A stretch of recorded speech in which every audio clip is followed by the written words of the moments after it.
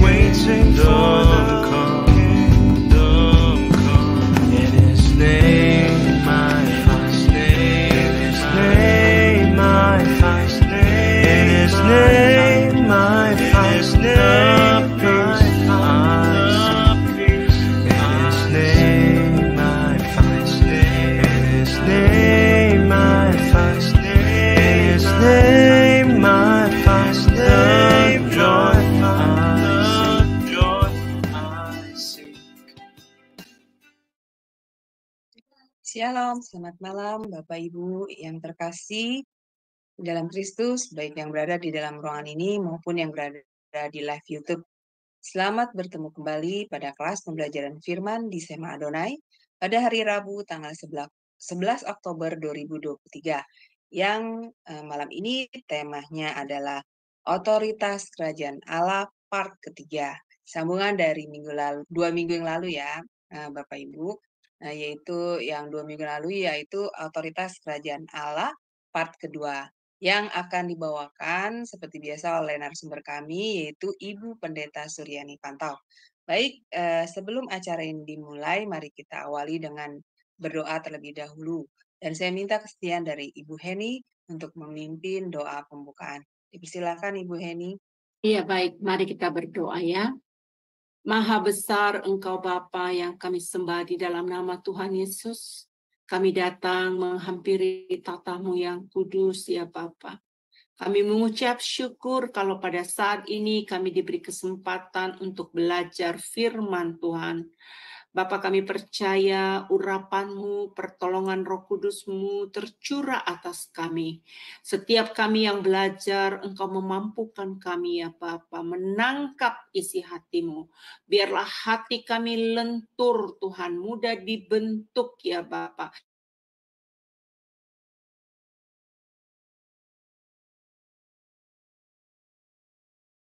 Engkau pakai untuk menyampaikan isi hati-Mu. Bapa kami bersyukur beliau selalu senantiasa mengajari kami firman Tuhan. Bapa saat ini Bapa kami percaya Engkau juga memberkati moderator Ibu Aling ya Bapa. Setiap internet kami, wifi kami, alat-alat perangkat yang kami pakai untuk kemuliaan nama-Mu. Bapa tidak lupa kami berdoa bagi setiap pemirsa yang sedang menonton live streaming kami saat ini. Berkati mereka satu persatu ya Bapa. Biarlah mereka juga memiliki hati yang sama, rindu akan kebenaran firman-Mu. Buat hati mereka tenang ya Bapa untuk setia belajar akan kebenaran firman-Mu. Terima kasih Bapa, di dalam nama Tuhan Yesus kami berdoa. Haleluya. Amin. Amin. Baik, terima kasih Ibu Heni atas doa pembukaannya. Baik Bapak Ibu yang terkasih, sebelum kita memulai kelas pembelajaran kita akan melihat terlebih dahulu profil dari Ibu Suryani Pantau. Dipersilakan, operator.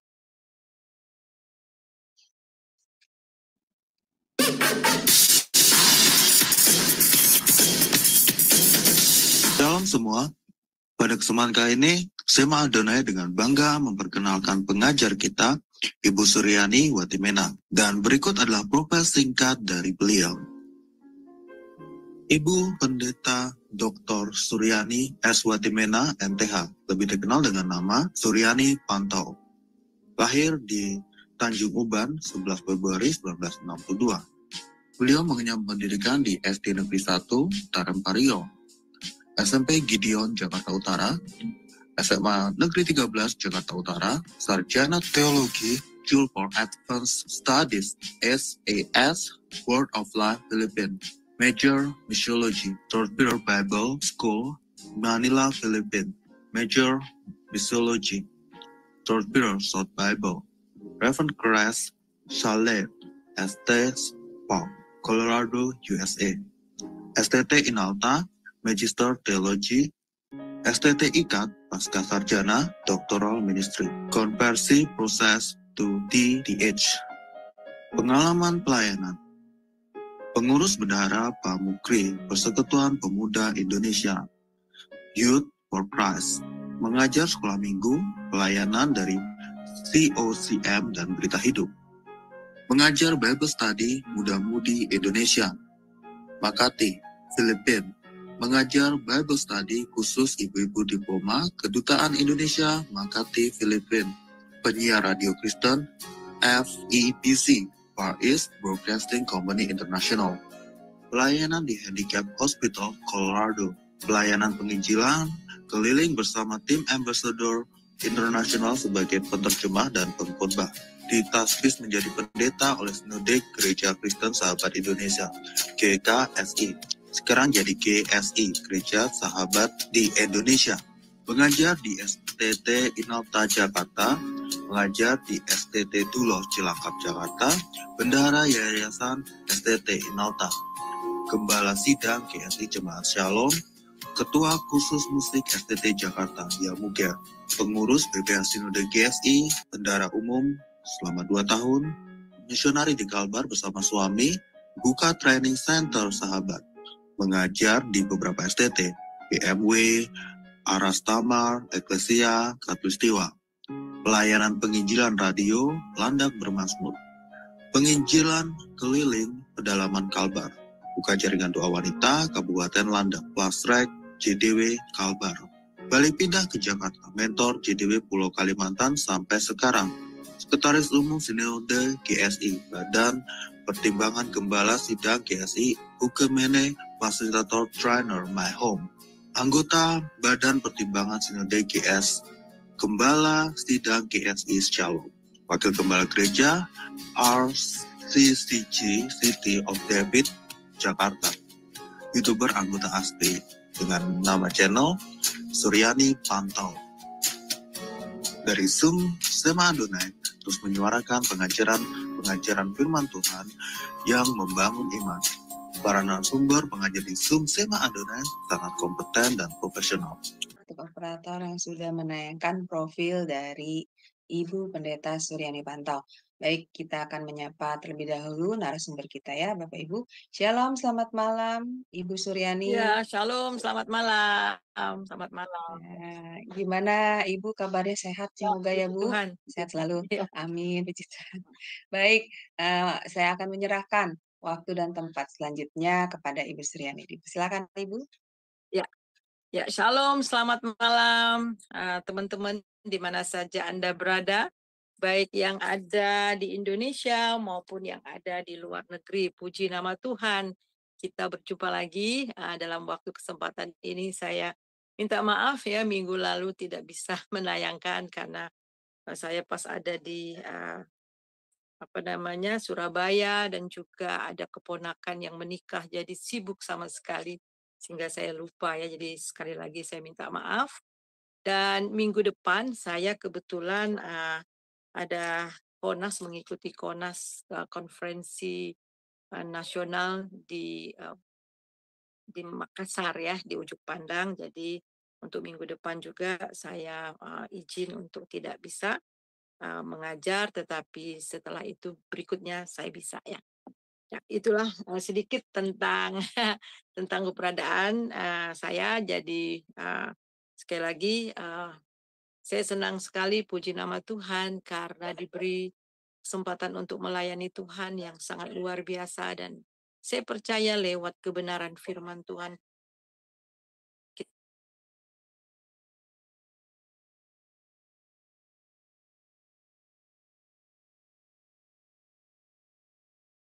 authority, saya akan review beberapa hal di dalam doa Bapa kami. Tuhan Yesus mengajarkan kepada kita setiap kali kita berdoa, yaitu di dalam Matius pasal yang ke-6 ayat yang ke-10, datanglah kerajaanmu, jadilah kehendakmu di bumi seperti di surga. Jadi saudara, kita melihat di sini Tuhan mengajarkan kepada kita untuk mendatangkan kerajaannya.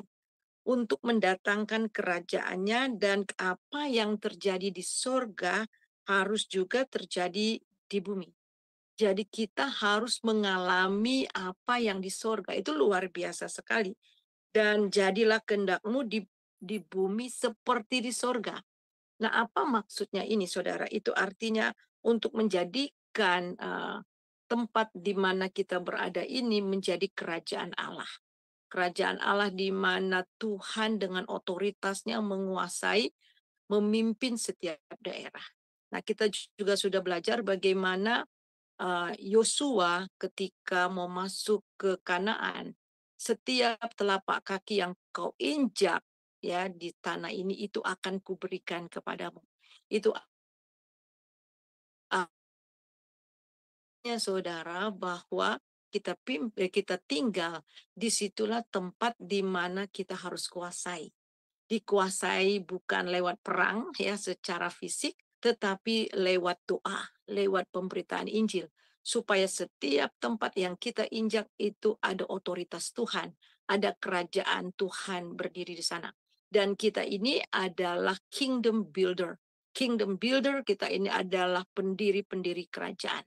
Saudara harus tahu bahwa kita ini adalah partner daripada Allah. Allah itu sendiri untuk membangun kerajaannya di bumi ini.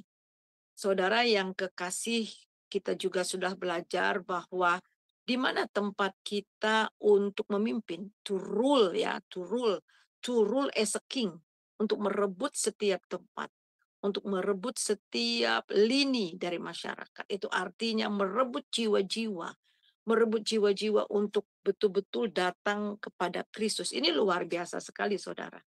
Nah, ini kita lihat ada tahap di dalam, ada beberapa langkah-langkah yang mungkin agak naik sedikit, Pak. Ya, kita lihat ada beberapa tahapan. Nah, kita melihat di sini ada 3 tahapan dalam doa peperangan. Nah, bagaimana caranya? Kita harus lewat doa. Nah, peperangan, kita harus merebut setiap tempat bagi Tuhan. Ada 3 tahapan dalam doa peperangan rohani. Yang pertama itu doa peperangan dalam melawan daging atau karnal. Doa peperangan melawan para dukun-dukun, roh-roh jahat. Dan kemudian doa peperangan tingkat strategis melawan penguasa teritorial di kawasan. Nah, saudaraku yang kekasih, kita harus tahu bahwa the way of thinking, the way of life dari suatu tempat itu sangat dikuasai oleh penguasa udara yang ada di tempat itu. Ya, saudara, jadi sangat dikuasai, sangat dipengaruhi oleh penguasa udara yang ada di tempat ini. Nah, kita melihat tingkat paling dasar itu adalah doa peperangan dalam melawan daging. Kita lihat bagaimana orang-orang Israel yang ada di padang belantara, mereka selalu bergumul melawan daging, ya, melawan daging. Sehingga doa-doa yang didoakan itu selalu untuk saya, untuk keluarga saya, untuk pekerjaan saya, semuanya saya, ataupun melawan bagaimana bergumul melawan dosa dan sebagainya. Nah, ini adalah tingkat dasar. Apakah salah kalau saya berdoa hanya untuk berdoa untuk keluarga saya, untuk anak saya, untuk pekerjaan salah? Tidak salah akan hal itu. Tetapi Tuhan mau saudara untuk meningkat, bukan hanya untuk kepentingan diri sendiri, tetapi juga untuk kepentingan orang lain.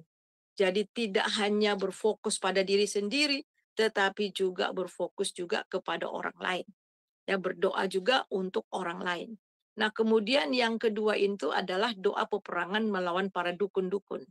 Jadi ada orang-orang yang selalu berdoa atau di satu daerah itu dukun, ya. Wah, saya diguna-guna orang, ya, saya dibikin orang. Jadi selalu berkisar tentang kuasa kegelapan dan sebagainya, ya. Jadi kita lihat di sini, baik itu secara pribadi maupun secara kooperat, ya. Jadi melawan kuasa-kuasa kegelapan yang ada di sekitar itu. Apakah dalam kehidupan mereka, keluarga mereka, ataupun di dalam lingkungan di mana mereka berada. Nah, kemudian kita melihat yang ketiga, doa peperangan tingkat strategis. Nah, tingkat strategis ini adalah melawan penguasa teritorial kawasan. Jadi ini adalah pasukan doa di mana gereja-gereja, anak-anak Tuhan bersatu padu untuk sehati berdoa berperang melawan penguasa-penguasa yang ada di daerah tersebut, yaitu penguasa teritorial. Jadi kita harus tahu bahwa setiap tempat, setiap daerah itu ada penguasanya. Nah, coba kita melihat itu di dalam Efesus. Efesus kita baca di dalam Efesus pasal yang ke-6. Efesus pasal ke-6, saya akan bacakan buat saudara ya. Efesus pasal yang ke-6 saya baca mulai dari ayat yang ke-10. Akhirnya hendaklah kamu kuat di dalam Tuhan, di dalam kekuatan kuasanya. Kenakanlah seluruh perlengkapan senjata Allah supaya kamu dapat bertahan melawan tipu muslihat iblis. Karena perjuangan kita bukanlah melawan darah dan daging, tetapi melawan pemerintah-pemerintah, melawan penguasa-penguasa, melawan penghulu-penghulu dunia yang gelap, dan melawan roh-roh jahat di udara. Jadi kita melihat di sini, saudara, seringkali tendensi kita, kecenderungan kita ya, ketika kita mengabarkan Injil, orang itu keras kepala, sulit sekali.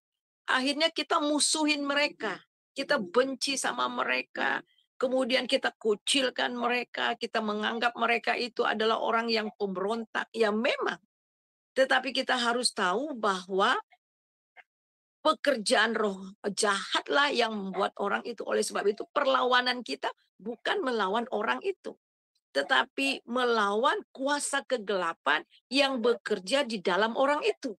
Nah, itulah yang harus kita patahkan. Begitu juga di dalam satu daerah.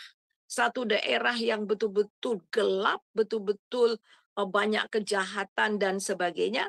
Jadi itu yang kita perangi, itu yang kita patahkan. Sehingga ketika kita melihat firman Tuhan katakan apa yang kamu ikat di bumi ini akan terikat di sorga. Apa yang kau lepas di bumi ini akan terlepas di sorga. Ada kuasa. Kuasa yang luar biasa bekerja di dalam dan melalui kita. Dan kita harus tahu lagi, kita baca lagi di dalam 2 Korintus. Mari kita baca di dalam 2 Korintus pasal yang ke-10. Kita baca, kita lihat kembali 2 Korintus pasal yang ke-10.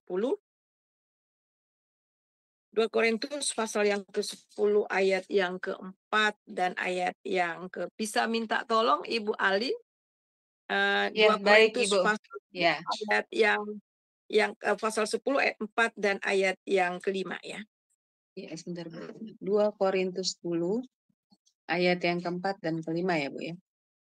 Ya. Oke. Demikianlah firman Tuhan. Karena senjata kami dalam perjuangan bukanlah senjata duniawi, melainkan senjata yang diperlengkapi dengan kuasa Allah yang sanggup untuk meruntuhkan benteng-benteng.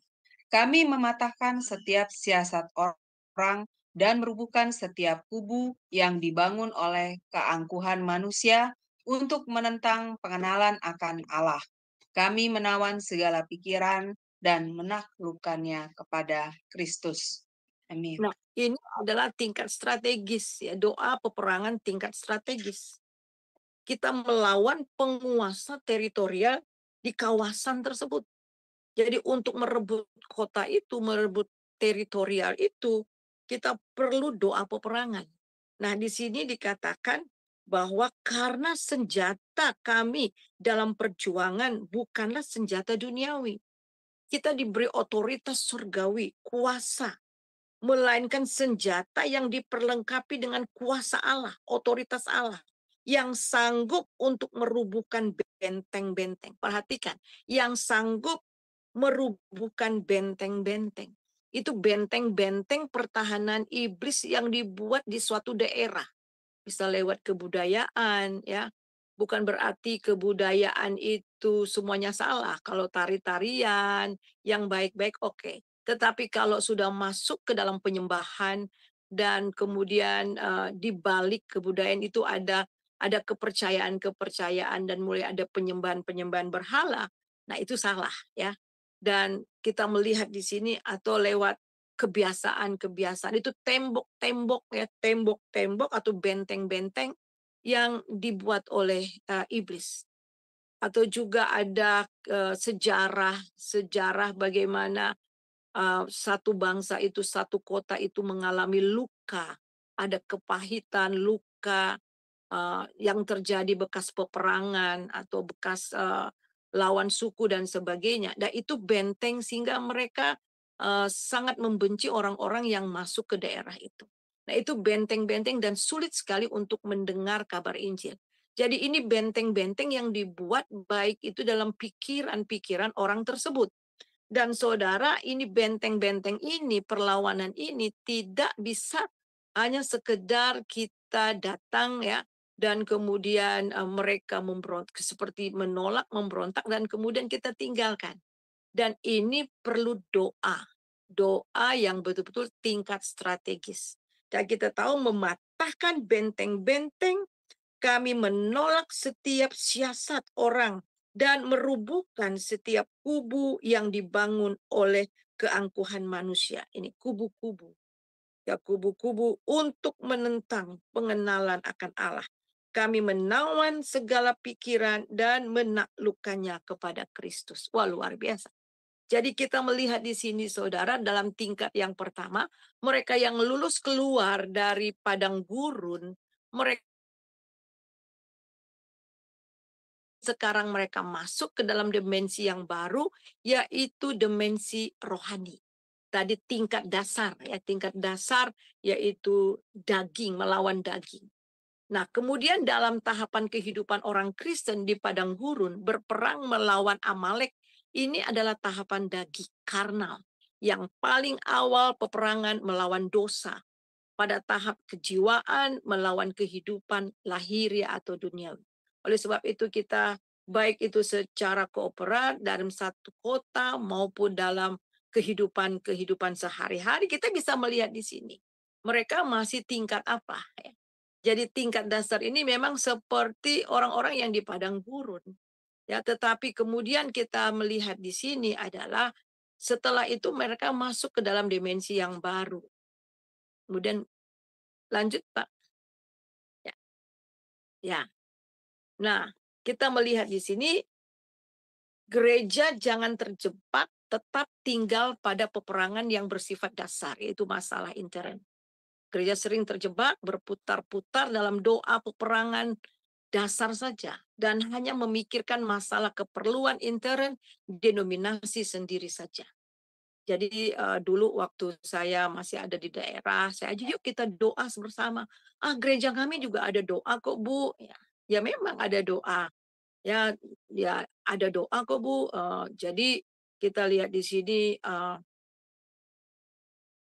apa yang mereka doakan ya enggak salah, sama sekali tidak salah akan hal itu. Kita harus berdoa buat gereja kita, buat jemaat kita, buat semua. Tetapi kita harus masuk juga kepada satu dimensi yang lain. Kita juga harus harus berdoa juga untuk yang lain tanpa memikirkan bagaimana membangun. Tolong ini jangan dulu ya, saya terganggu ya, nanti aja ya. Jadi tanpa memikirkan bagaimana membangun kesatuan tubuh Kristus di kawasannya, jadi gereja-gereja satu kawasan harus masuk ke dalam dimensi yang baru. Jadi dalam doa sehati, dalam peperangan rohani strategis bersama. Nah ini. Jadi saudara, kalau kita mau membawa kedaulatan Allah turun atas daerah kita, dan otoritas Tuhan turun atas satu kota, satu kawasan kita. Mau tidak mau saudara, kita lihat kita gereja dalam satu kawasan harus masuk dimensi yang baru. Dalam doa sehati, dalam doa peperangan rohani strategis bersama. Ya, lanjut.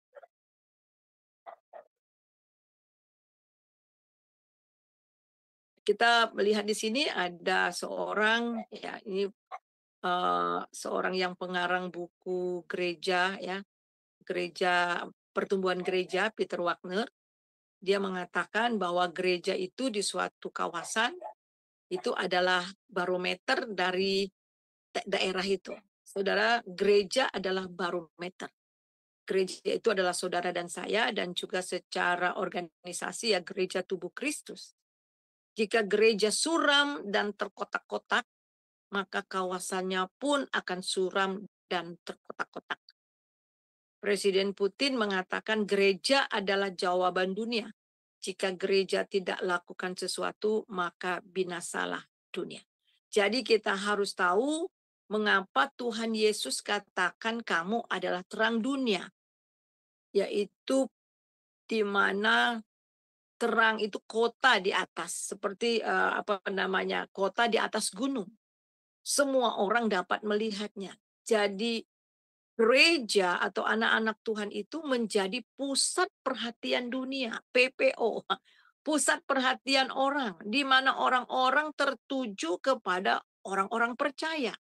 Jadi gereja di suatu tempat itu adalah barometer dari tempat itu. Jadi jika gereja itu suram, maka tersuram juga. Jika gereja itu terkotak-kotak, gereja itu saling bersaing, maka itu juga akan terjadi di daerah saudara.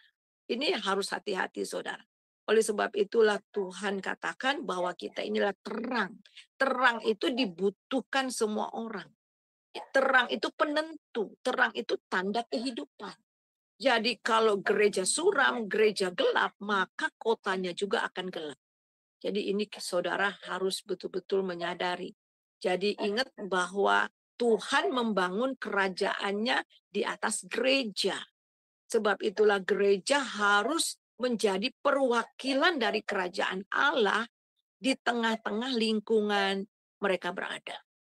Saya suka katakan kalau saya pergi ke daerah-daerah ya di mana tempat saya mementori jaringan doa ya khususnya di Kalimantan. Jadi waktu saya pernah satu kali saya naik bus dari satu kabupaten ke kabupaten, kemudian saya lihat itu terminalnya kotor sekali. Padahal nggak jauh dari sana itu ada gereja, ada gereja. Dan saya bilang kalau gereja ada di sana dan tidak jauh dari gereja itu, tempatnya kumuh dan kotor, tidak bersih, itu bukan salah siapa-siapa. Gereja yang tidak bergerak. Gereja yang tidak peduli dengan lingkungan. Jadi gereja sebagai perwakilan daripada kerajaan Allah, mereka menjadi jawaban. Jadi harus turun, gereja harus mulai. Beberapa waktu yang lalu sudah lama ya. Jadi di satu tempat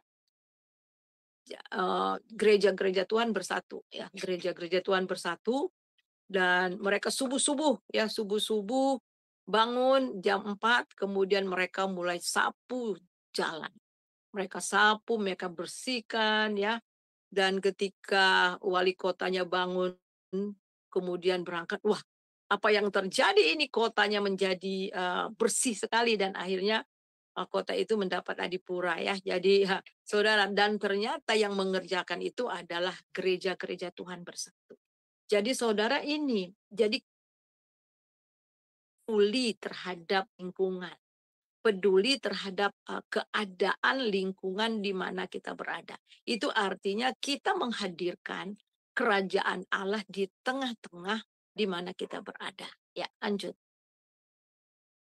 Nah, kita lihat saudara di sini kawasan kita sering kelihatannya indah di permukaan.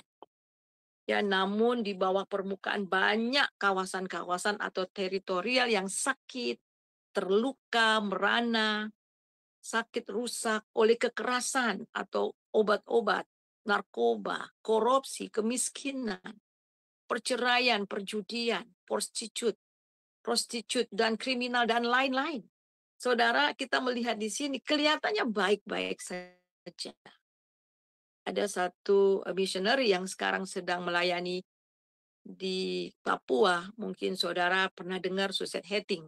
Pernah cerita ya, Suzette Hetting ini adalah pendoa Reinhard Bonnke. Jadi dia bertahun-tahun menjadi pendoa syafaat dan dia selalu berdoa di satu kamar. Dari pagi sampai malam berdoa tentang penginjilan Reinhard Bonnke, pelayanan dan semuanya. Dia cerita.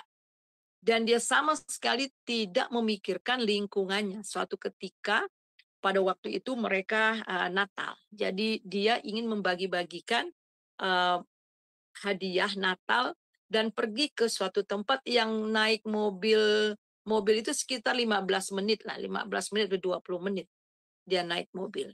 Dan tiba di suatu tempat yang kumuh, dan pada waktu dia sampai di sana tiba-tiba ada gangster ya, kemudian taruh pistol di belakangnya. Dia bilang, "Kamu mau ngapain? What are you doing here?" Mau ngapa? Kamu mau apa masuk ke kawasan kami? Dan dia sadar bahwa dia masuk ke tempat kawasan benar-benar gelap. Kemudian dia katakan, "Saya akan memberikan sesuatu kepada kamu, sesuatu yang nggak pernah kamu miliki sebelumnya." "Apa itu?" katanya. Akhirnya pelan-pelan, "Lepaskan dulu senjata kamu dari belakang saya." Akhirnya dia mulai bicara dengan penuh kasih sambil berdoa. Kemudian anak muda itu, saudara, bawa dia ke suatu tempat karena mau bagi-bagikan. Ada satu gedung yang benar-benar gedung tua. Di situ dia menyaksikan, saudara, bagaimana orang itu dengan melakukan seks bebas, kemudian ada yang narkoba, ada yang minum, semua kejahatan dilakukan dalam tempat itu. Kemudian dia terperanjat bilang, "Tuhan, selama ini saya hanya di tembok segi 4, saya sendiri, saya berdoa hanya untuk gereja saya, untuk pelayanan saya. Tapi saya nggak pernah lihat keadaan begini." Dan saat itu mengubah pikirannya, saudara. Jadi menjadi penggerak doa. Bahkan sekarang dipakai dengan sangat luar biasa. Kalau saudara pernah dengar ya, Suicide Hacking, itu kisahnya bagaimana akhirnya dia mulai memobilisasi doa bahkan sampai ke Indonesia, memobilisasi doa untuk orang-orang berdoa buat kota, berdoa buat bangsa. Jadi kita lihat di sekaranglah waktunya kita masuk ke dalam dimensi yang baru untuk menjadi laskar-laskar Kristus. Untuk menjadi laskar Kristus, prajurit-prajurit Kristus yang berperang untuk mematahkan kuasa-kuasa kegelapan yang mengikat orang-orang di sekitar itu sehingga membawa mereka kepada terang Tuhan. Ya. Jadi lanjut, Pak. Halo. Slide yang berikutnya lagi. Monitor Pak Frans. Ya. Jadi kita lihat di sini, saudara, bahwa apa yang sedang terjadi sekarang ya. Ada 3 hal yang sedang berlangsung saat ini. Jadi kegelapan rohani semakin meningkat, jelas karena akhir-akhir zaman ya. Kegelapan rohani semakin meningkat, ada suatu pola kejahatan dan tekanan rohani secara masif ya di satu teritorial, ketidakpengertian dalam dunia dimensi roh. Lanjut. Ya. Jadi mari kita akan melihat Alkitab menuliskan peperangan tingkat strategis ini dalam Ulangan. Jadi saudara bisa lihat ya, Ulangan 12 ayat 2 sampai 4, Hakim-Hakim 3 ayat 7, 1 Samuel 7 ayat 3 dan 4, yaitu bahwa ada ilah-ilah tertentu di suatu teritorial. Tadi saya sudah bahas di muka. Jadi ada ilah-ilah, ada penguasa-penguasa udara yang bekerja di suatu daerah. Di daerah tertentu ya. Dan kemudian di Daniel 10 mengenai adanya penguasa rohani di atas sebuah kawasan, di sebuah teritorial. Di Korintus 4 ayat 4 mengenai ilah zaman ini yang membutakan ya. 2 Korintus 4 ayat 4 membutakan mata manusia. Jadi kita lihat di sini, saudara. Inilah yang kita perangi ya. Kita harus tahu bahwa di satu daerah, di satu kawasan teritorial, satu kota, itu ada penguasa yang berkuasa di situ. Ada ilah-ilah tertentu. Dan kemudian kita lihat ada penguasa di atas kawasan itu dan mengenai ilah zaman yang membutakan manusia. Sebab itu, saudara, perlu sekali kita mengadakan peperangan secara rohani. Ya, kembali lagi ya. Jadi di Kanaan mereka melawan 7 suku Kanaan. Ini tahapan rohani terakhir, berperang melawan musuh adikodrati, roh jahat dalam dunia alam roh. Ini yang disebut peperangan rohani strategis. Roh berperang melawan roh teritorial. Ya, jadi roh itu berperang melawan roh teritorial. Jadi karena perjuangan kita bukanlah melawan darah dan daging, tetapi melawan pemerintah-pemerintah, melawan penguasa-penguasa, melawan penghulu-penghulu yang gelap, melawan roh-roh jahat di udara. Ini kita harus sadari.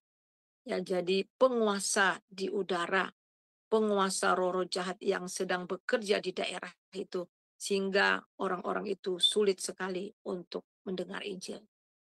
Ada satu cerita missionary, ini hanya sampai perbatasan. Jadi perbatasan di sebelah sini yang dia lakukan ini sulit sekali untuk mendengar firman Tuhan. Ya, sulit sekali dan gelap sekali. Orang-orang di situ sangat memberontak dan menolak firman Tuhan. Tapi setelah masuk ke kawasan yang seberangnya, ya, padahal itu hanya kawasan, hanya perbatasan. Tapi setelah masuk ke dalam perbatasan itu atmosfernya beda banget. Masuk ke sana atmosfer dirasakan benar-benar mengalami atmosfer surgawi, hadirat Tuhan bisa dirasakan, dan kemudian mereka lihat orang-orang terbuka atas Injil, orang-orang sangat lembut mendengarkan kabar baik. Nah, saudara, itu kita lihat. Jadi tempat itu memang yang sudah dimenangkan. Tempat yang sudah dimenangkan bagi Tuhan. Jadi walaupun hanya perbatasan, tetapi kita harus lihat bahwa setiap teritorial itu ada penguasanya sendiri. Ada penguasanya sendiri, dan itulah yang harus dikalahkan. Ya, dikalahkan dan untuk dimenangkan bagi Tuhan. Ya, lanjut.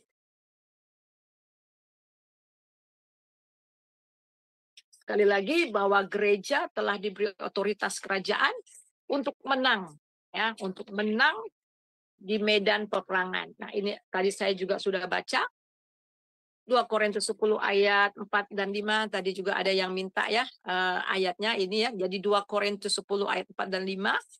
Karena senjata kami dalam perjuangan bukanlah senjata dunia, melainkan senjata yang diperlengkapi dengan kuasa Allah, yang sanggup untuk meruntuhkan benteng-benteng.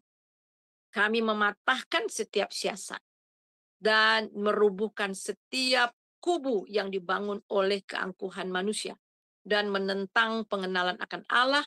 Kami menawan segala pikiran dan menaklukkan kepada Kristus. Saudara lihat ini kata-kata peperangan, meruntuhkan, ya, kemudian mematahkan, merubuhkan, menawan, menaklukkan kepada Kristus. Ya, lanjut. Ya. Nah, kita lihat di mana Yosua 1 ayat 5, seorang pun tidak akan dapat bertahan menghadapi engkau seumur hidupmu. Seperti aku menyertai Musa, demikian aku akan menyertai engkau. Aku tidak akan meninggalkan engkau, tidak akan membiarkan engkau. Wah, luar biasa sekali ya, saudara. Jadi tidak ada seorang pun yang dapat bertahan melawan engkau seumur hidupmu.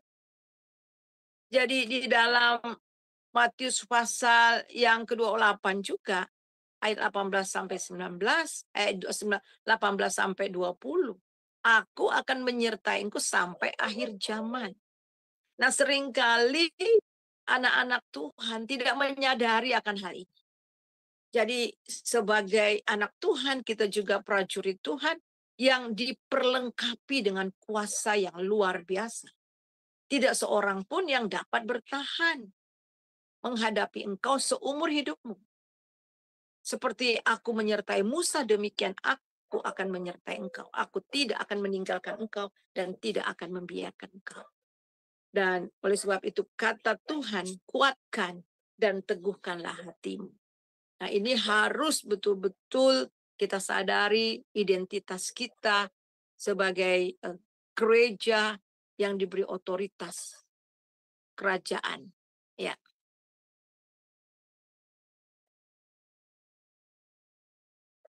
Ya, karena itu peperangan yang bersifat strategis ini perlu strategis yang tepat pula dalam memperlengkapi dan mempersenjatai diri melawan musuh. Jadi kita lihat di sini, pertama, senantiasa memakai perlengkapan senjata Allah. Ya, kita senantiasa memakai perlengkapan senjata Allah. Sebab itu ambillah seluruh perlengkapan senjata Allah supaya kamu dapat mengadakan perlawanan pada hari yang jahat dan tetap berdiri sesudah kamu menyelesaikan segala sesuatu. Jadi selalu ambil seluruh perlengkapan senjata Allah. Lanjut. Jadi doa peperangan tingkat strategis yaitu menaklukkan pemerintah dan penguasa udara di kawasan tersebut. Jika kita ingin merebut teritorial atau kawasan atau kota yang kita harus lakukan terlebih dahulu adalah membersihkan atmosfer udara di tempat itu. Ya, di tempat tersebut dari kuasa roh teritorial menghancurkan kubu-kubu, benteng-bentengnya dan menaklukkan tempat itu terlebih dahulu. Jadi ini yang perlu kita ketahui ya. Jadi semuanya diawali oleh doa dan kemudian diteruskan oleh doa dan berakhir dengan doa ya saudara.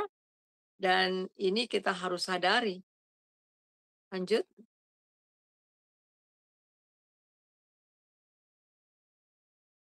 Nah, mengapa kita harus membersihkan atmosfer kawasan itu terlebih dahulu? Jawabannya adalah karena the way of life, the way of thinking dari suatu kawasan sangat ditentukan oleh penguasa udara yang ada di kawasan itu.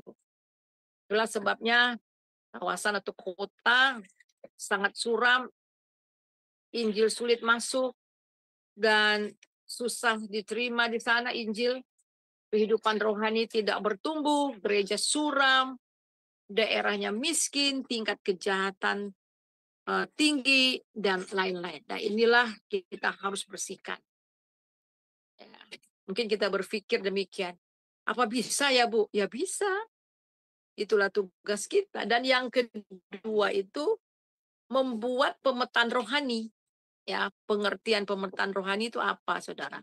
Jadi pemetaan rohani adalah satu cara yang dipakai sebagai sarana untuk mengetahui dengan jelas sasaran serta menemukan suatu strategi iblis, atau dalam bahasa militernya merupakan kekuatan intelijen dan pasukan melalui kita menerobos ke garis belakang musuh untuk mengetahui rencana-rencana dan kubu-kubu pertahanan musuh. Dengan kata lain, mata-mata rohani. Nah, ini perlu kita ingat pada waktu Musa mengirim 2 pengintai sebelum mereka masuk Kanaan, dikirim 12 pengintai untuk melihat situasi, dan Yosua mengirim 2 pengintai untuk melihat situasi bagaimana keadaan. Jadi seseorang ya atau prajurit kalau mau mengadakan perang ini harus ada pemetaan dulu. Pemetaan. Di dalam pemetaan itu saudara kita melihat bagaimana keadaan kondisi rohani mereka, ya, bagaimana tempat mereka, ekonomi mereka, kerohanian mereka, gereja dan sebagainya. Ya, sejarah apa yang pernah terjadi di tempat itu sehingga orang-orang yang ada di sana menjadi keras, ada luka-luka. Nah, itu semua dibahas. Semua itu dilihat ya, dilihat, dan itu sebelum kita mengadakan doa peperangan, doa keliling. Dan ini penting sekali untuk kita tahu situasi. Sehingga apa? Ketika kita berdoa, kita tidak asal berdoa. Sama seperti orang sedang berperang, tidak membidik, seperti gitu ya. Kemana saja, ya kemana saja pergi, asal kena, ada yang nggak kena. Tetapi tepat pada sasaran. Sehingga ketika buat pemetaan rohani ini, kita lihat ketika kita berdoa, kita tahu apa yang kita doakan dan tepat ya. Tepat kepada sasaran musuh ya yang kita sedang perangi ya. Kemudian kita lihat lagi yang berikutnya. Nah, jadi di sini saudara bisa lihat ada dasar peperangan rohani, itu adalah pemetaan rohani bilangan 13 ayat 1 sampai 33 ya. Jadi Tuhan berfirman kepada Musa untuk mengutus beberapa orang pengintai tanah Kanaan dengan tugas mengamati serta mempelajari wilayah akan direbut dalam mencari tahu. Nah, ini tadi saya sudah bahas juga. Apakah bangsa itu mendiami kuat atau lemah? Apakah negeri itu baik atau buruk? Bagaimana kota-kotanya terbuka atau tertutup oleh akan Injil, atau tanahnya gemuk atau kurus? Apakah di sana ada pohon atau tidak? Jadi semua dibahas ya, semua diteliti dengan baik ya. Lanjut. Jadi Allah menyuruh Yeskel mengamati dan mengukur kota Yerusalem dan membuat strategi penyerangan berdasarkan hasil pengamatan.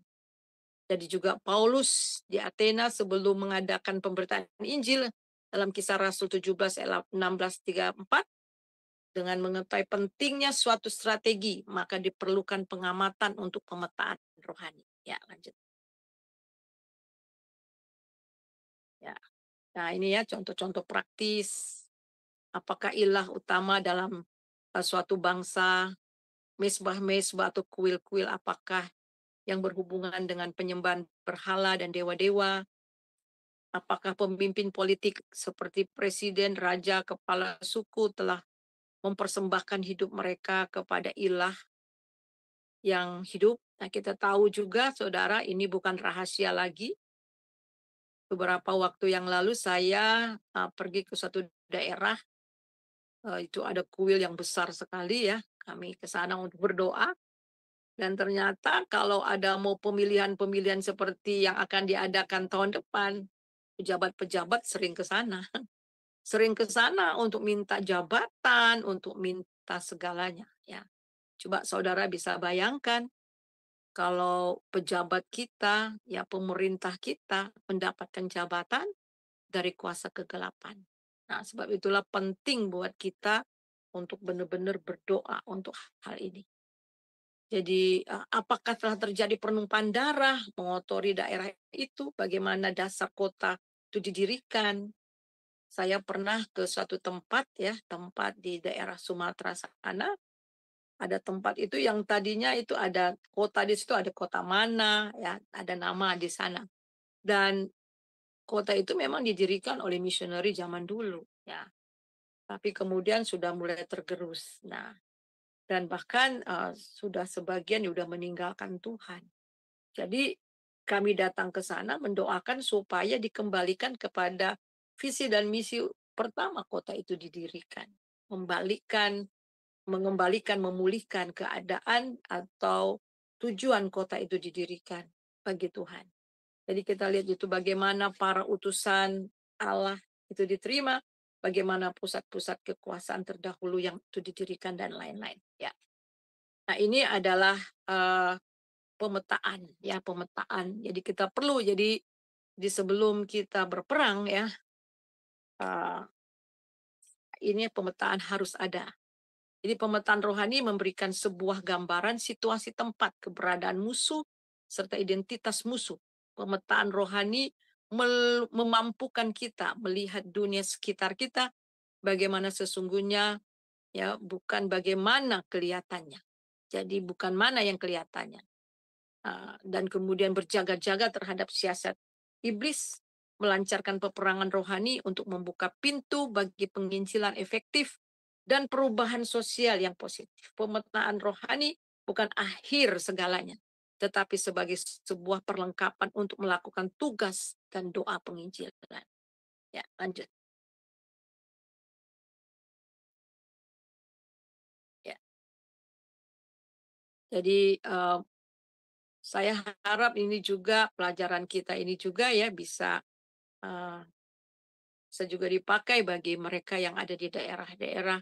Kalau ingin melihat daerah-daerahnya dilawat oleh Tuhan dan kerajaan Allah turun atas daerah mereka. Ya, lanjut Pak. Ya. Nah ini ya manfaat tadi sudah juga ya memampukan kita sejauh mungkin mengetahui rencana strategi dan tempat-tempat musuh supaya dapat masuk dalam peperangan dengan cerdik dan sebagai hasil mencapai kemenangan dalam waktu singkat dengan risiko kerugian sedikit. Nah, saudara perlu saya garis bawahi atau saya tekankan di sini ya, peperangan namanya peperangan. Peperangan itu bisa juga kita mengalami cedera. kita berperang melawan penguasa-penguasa udara. Sebab itu yang pertama itu harus diperlengkapi diri kita dengan perlengkapan senjata Allah, membentengi diri kita supaya tidak ada serangan-serangan balik. Jadi ini penting banget ya, penting untuk kita mengerti. Dan saya satu ketika, itu sudah lama sekali, dan daerah tempat di mana saya berada itu ya, saudara, itu memang gelap. Dan waktu itu anak saya yang paling kecil itu, anak saya yang tua itu masih sekitar 1 tahun. Jadi pagi-pagi subuh saya setelah berdoa, saya dengan suami saya bawa anak dengan keretanya, kami jalan bertiga. Jadi tiba-tiba ada ide aja, saya ada ide aja. Yuk kita doa peperangan. Nah, itu waktu itu saya belum begitu mengerti tentang prinsip ini ya. Yuk kita doa peperangan. Lalu kami mulai perang. Sekitar ini jalan. Jadi sambil jalan bawa anak kami berperang ya. Patahkan, rontokkan semua penguasa di sini dan sebagainya. Saudara mau tahu, anak saya sakit ya.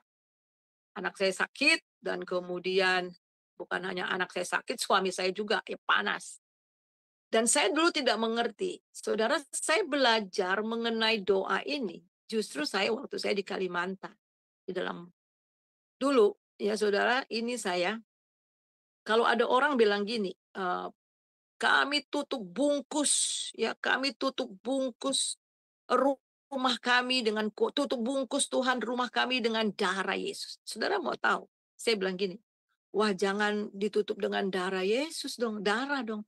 Nanti orang mau masuk rumah saya jadi ketakutan banyak darah. Nah, coba saudara bayangkan. Tuhan sucikan makanan ini dengan darahmu. Saya bilang gini, ya nanti orang nggak bisa makan aja banyak darah. Nah, itu karena saya nggak mengerti, saudara. Tetapi setelah saya tinggal di Kalimantan dan saya terlibat di dalam jaringan doa, baru saya sadar. Baru saya mengerti akan semua ini. Jadi ketika saya masuk ke dalam satu jaringan doa dan saya belum mengerti, saya belum diperlengkapi akan semua ini, saya mulai doa-doa, putuskan ini, patahkan ini, penguasa di, dan saya sakit. Saya sakit selama 2 bulan. Saya sakit 2 bulan, suami saya juga sakit, saudara. Dan saya mendapatkan serangan-serangan yang luar biasa dan ternyata itu kuasa-kuasa kegelapan itu serang balik. Dan kemudian saya baru belajar. Saya belajar dan akhirnya memperlengkapi dengan senjata Allah dan kemudian betul-betul sigap tahu strategi-strategi seperti ini. Jadi memampukan kita juga untuk mengetahui jenis-jenis dosa masa lampau yang memerlukan pertobatan. Jadi dosa-dosa bangsa di masa lampau dapat mempengaruhi masa kini dan membuka pengaruh kuasa setan yang menguasai penduduk kawasan tersebut. Nah ini, jadi kita perlu ada pemetaan. Inilah manfaat dari pemetaan rohani. Ya, lanjut Pak. Ya, kemudian ketiga, memampukan kita untuk mengetahui karunia-karunia penebusan yang dimiliki oleh kota atau kawasan tersebut sehingga menghasilkan buah-buah rohani. Pemetaan yang dilakukan dengan baik dapat mengakibatkan kemenangan rohani pada kota, kawasan, negara dalam bentuk pembangunan kebangunan rohani, pekabaran Injil, bebas dilaksanakan, pembaharuan, dan keadilan akibat kuasa Roh Kudus yang bekerja. Dan ini saya sudah alami. Saya memberikan pelajaran ini bukan hanya sekedar teori, tetapi saya menjadi pelaku, ya. Saya sudah saksikan bagaimana tempat di mana kami diutus, daerah itu betul-betul gelap, dan benar-benar bekas perang suku pada waktu itu, gelap, dan anak-anak malas sekolah dan sebagainya, saudara. Dan ketika Tuhan meminta saya untuk memulai doa dan kemudian mulai membawa semua ibu-ibu dari denominasi berbagai-bagai gereja mulai bersatu. Kami mulai menangisi kota, kami mulai berdoa keliling, kami mulai puasa 1 minggu, 2 minggu, 3 minggu, kemudian puasa 40 hari, 50 hari. dan menangisi kota, menangisi orang-orang yang ada di sana, merebut jiwa-jiwa. Wow, luar biasa. Dan itu betul-betul terjadi luar biasa. Tempat itu ketika kami sudah mulai berdoa dan betul-betul sorga itu open heaven itu benar-benar turun di atas tempat itu. Orang dari mana-mana, dan saya masih ingat itu sampai berapa tahun itu dari mana-mana datang untuk memperlengkapi, bikin KKR, seminar-seminar, mulai ada pelatihan-pelatihan penginjilan, EE dan sebagainya. Dan itu sangat luar biasa, saudara, sampai ke kepemimpinan dan sebagainya dan sebagainya. Itu luar biasa. Jadi betul-betul daerah itu dilawat luar biasa. Dan bukan hanya itu saja, bukan sebagai hal-hal rohani yang terjadi, tetapi juga, saudara, yang terjadi yang sangat luar biasa. Perubahan-perubahan secara fisik. Mulai ada investor datang ke tempat itu. Mulai ada dibangun sekolah-sekolah. Mulai ada universitas yang dibangun. Wah, luar biasa. Jadi saudara, ini betul-betul terjadi. Jadi di mana betul-betul ketika kita berdoa satu hati dengan sungguh-sungguh, dengan strategi yang sudah Tuhan berikan, benar-benar tempat itu dilawat oleh Tuhan. Dan atmosfer surgawi betul-betul turun ke tempat itu. Ya, lanjut. Jadi ini ya, ini bagaimana kita mengenal benteng-benteng musuh ya. Jadi setan ya, tadi saya sudah terangkan, benteng-benteng setan adalah tempat berkubu yang didirikan setan untuk meninggikan diri melawan pengetahuan akan Allah. Kemudian benteng-benteng yang tersembunyi di balik budaya, strategi iblis untuk kembali memberi kuasa penghulu-penghulu setan atas bangsa-bangsa agar tidak memuliakan Allah. Ya, lanjut Pak. Ya, ini ya. Jadi mereka cenderung melawan ciptaan, bukan melayani ciptaan. Mereka cenderung melayani ciptaan, bukan pencipta. Nah, itu ada beberapa. Kemudian benteng-benteng pribadi. Salah satunya halangan terbesar bagi orang untuk dapat bekerja di kota atau kawasan terlebih adalah kesombongan. Ya, dari orang-orang percaya dan sifat mementingkan diri sendiri dan denominasi. Ya, lanjut. Nah, ini. Saudara, ini benteng-benteng, saya singkat saja ya. Saudara bisa nanti lihat, bisa dibagikan, tidak apa-apa. Saya punya ini karena ini pelajaran ya. Jadi benteng-benteng dalam pikiran, benteng-benteng dalam ideologi. Lanjut. Nah, benteng-benteng okultisme, benteng-benteng sosial, benteng-benteng antara kota dan kawasan dan gereja. Ada keretakan antara gereja di kawasan itu, benteng-benteng tempat kedudukan setan, kemudian benteng-benteng aliran. Nah, ini benteng-benteng. Ini yang harus diperangi. Lanjut. Ya, kemudian benteng-benteng kesalahan. Jadi benteng-benteng yang dibangun dengan jalan mewariskan dosa, yaitu dosa nenek moyang yang masih dipertahankan di daerah situ. Kemudian yang keempat, maju ke medan perang dengan mengadakan doa keliling dan doa sehati kooperat di kawasan tersebut. Ya, sedikit lagi ya. Ya, jadi ini saya rasa sampai di sini dulu ya, Ibu Heni ya. Pelajaran kita mungkin terlalu banyak. Nanti minggu depan kita lihat dengan doa keliling. Iya, baik Ibu Suryani, terima kasih untuk penjabaran materinya yang luar biasa malam ini. Baik Bapak Ibu yang terkasih, sebelum kita masuk. Pertanyaannya bagaimana Bu? Sorry, ini tadi nggak bisa di-unmute ya, sekarang di-unmute. Sorry, saya mau unmute susah karena belum ya. jadi co-host. Ya, silakan. Ya, jadi kita harus tahu bahwa di satu daerah itu memang ada teritorial. Jadi memang ada penguasa-penguasa udara. Oleh sebab itu yang di dalam Efesus itu kan ada, kalau kita baca coba dalam Efesus pasal Yang ke-6, Bu. Efesus pasal 6, mulai dari ayat yang ke-10, 11 ya. Ayat 11, kenakanlah, bukan, ayat yang ke-12. Karena perjuangan kita bukanlah melawan darah dan daging, tetapi melawan pemerintah-pemerintah. Nah, ini bukan pemerintah Indonesia ya, bukan bupati, bukan camat, bukan ya. Nah, ini pemerintah-pemerintah penguasa udara. Kemudian ada lagi tingkat di bawahnya lagi melawan penguasa-penguasa. Kemudian mulai penghulu-penghulu dunia yang gelap, melawan roh-roh yang jahat di udara. Nah ini, jadi itu ada teritorialnya, ada setiap tempat itu ada penguasa-penguasa yang menguasai tempat itu. Ya, nah inilah yang yang menguasai penduduk yang ada di dalamnya. Nah ini yang namanya tingkat strategis ya. Jadi penguasa udara, kuasa kegelapan ini juga memang mereka punya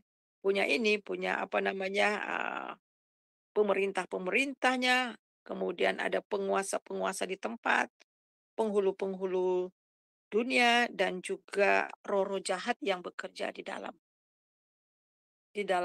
daerah situ. Saya suka masuk ke dalam satu daerah dulu waktu saya di sana ya, masuk ke satu tempat, dan kemudian itu saya bisa rasakan. Ya, saya bisa rasakan satu ketika saya masuk dan roh saya bilang, wah ini roh jinah nih ada di sini gitu ya. Dan memang betul.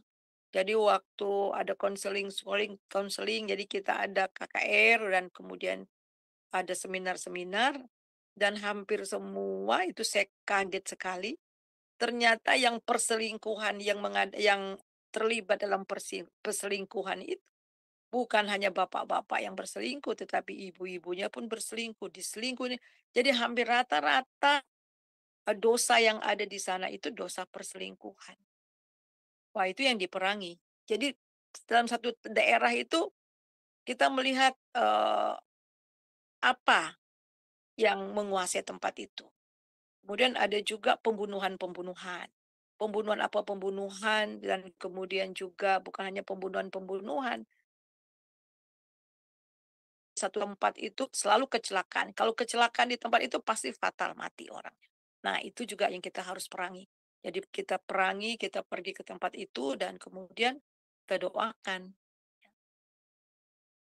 Jadi itu. Iya, seperti itu ya Bu ya, dulu pernah ada kisah yang kecelakaan di jalan tol daerah mana gitu ya Bu ya, itu selalu setiap ini ada kecelakaan di daerah itu. Nah itu berarti ada roh-roh jahat yang Ya, menguasai betul. daerah itu berarti Bu. Ya. Eh, Dan itu memang itu yang kita harus doakan. Kita doakan dan sering kan memang nggak banyak orang mengerti akan seperti ini ya. Pelajaran seperti ini nih mm, banyak orang mm, gereja, orang Kristen yang nggak tahu. Nah ini, jangankan gitu, saya dulu sudah jadi mm. hamba tuh jadi gembala, bahkan mengajar di sekolah Alkitab, saya hal-hal yang seperti ini nggak ngerti gitu. Ya, Oh, jadi seperti nggak ini juga ngerti. ya Bu, daerah misalnya ada satu daerah yang di mana masyarakat di situ banyak melakukan hal-hal yang negatif gitu, misalnya seperti mabuk-mabukan, lalu kemudian berjudi. Nah, itu Hmm. ada roh-roh jahat yang menguasai daerah itu ya Bu, berarti ya Bu? Seperti itu ya? Kegelapan, rojak kegelapan, ya itu diperangi. Hmm. Ya, aku catat. Jadi ini teman saya nih cerita nih, ini di Jakarta. Jadi mereka mau di kawasan di daerah kota sana ya, mereka mau doa keliling. Jadi sebelum doa keliling tuh mereka bikin ada pemetaan. Mereka kaget sekali, rupanya justru ada 100 titik, 150 titik atau berapa itu tempat-tempat maksiat, tempat-tempat narkoba, judi, dan sebagainya, prostitut, yang benar-benar nggak kelihatan, tersembunyi. Nah, kalau dilihat di permukaan daerah itu baik-baik saja gitu loh. Nggak ada apa-apa, kelihatannya aman, tentram, nggak ada. Tetapi rupanya ada tempat-tempat tersembunyi yang memang orang nggak tahu. Tapi lewat pemetaan itu lewat mereka berdoa dan nyatakan di mana tempat-tempat itu terbongkar semua gitu. Nah, itu. Jadi memang Tuhan menyingkapkan ya, menyingkapkan apa yang sedang terjadi di daerah itu ber- sama mm, sekali dengan kasat mata nggak kelihatan, tetapi ketika kita ingin membersihkan kota itu dari kuasa kegelapan, dari ikatan-ikatan, dan dengan doa jelas waktu kita ada pemetaan itu bukan hanya sekedar kita adakan pemetaan begitu, tentu dengan doa ya, kita minta pernyataan Tuhan, bongkar di mana tempat-tempat yang tidak diketahui, tempat tersembunyi, tetapi Tuhan ada aja jalannya gitu, ada aja akhirnya kita tahu, oh yang sama sekali kita nggak pernah pikir daerah itu tuh seperti itu gitu loh. Tetapi akhirnya tahu, termasuk juga eee, sejarah, masa lampau dan sebagainya. Nah ini saya ada satu contoh, teman saya cerita, jadi mereka tuh ada pergi ke tuh daerah, saya lupa daerah mana. Daerah itu gelap sekali, mereka harus pergi ke pulau, ke tempat itu pergi lagi ke pulau, tempat itu benar-benar gelap. Hamba-hamba Tuhan sering apa ya, sering ditolak, eee, nggak bertumbuh, tapi mereka orang Kristen, tapi keras gitu loh.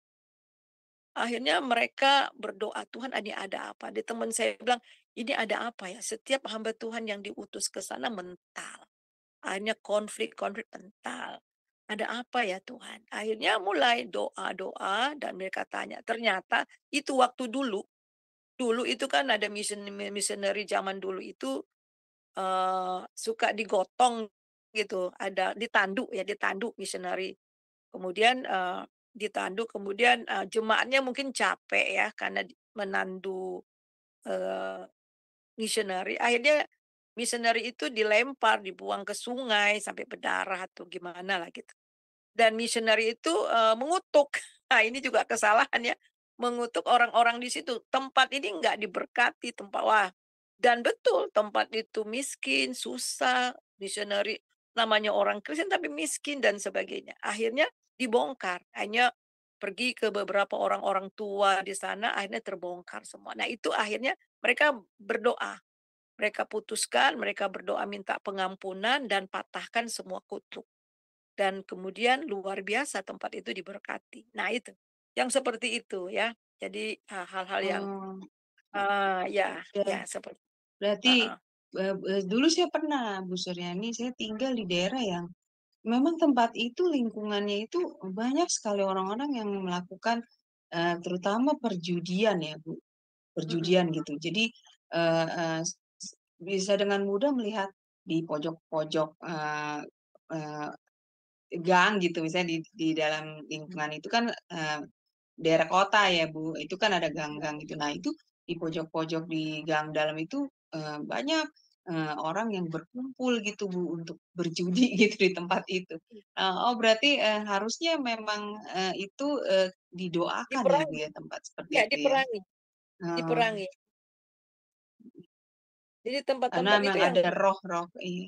ya ya, jadi itu Hmm, emang diperangi dan mereka terikat kan di situ, diikat, oh iya diikat. betul, betul Jadi Bu, itu karena gini Bu, karena udah digerebek polisi, dilaporin polisi berkali-kali, itu nggak habis-habis, ada terus gitu yang heeh, apa ngumpul lagi, ya. bermain judi lagi, mabuk lagi di situ. Iya Bu, seperti itu. Jadi, pertama Jadi itu memang kita perangi ya, kita rebut, kita perangi tempat itu, roh-roh yang menguasai mhm, orang-orang di situ, dan yang seperti tadi ya, dan kemudian setelah itu, kita rebut jiwa mereka, persiapan hati mereka, sehingga ketika mereka mendengar Injil, mendengar firman Tuhan, hati mereka terbuka gitu loh. Nah itu,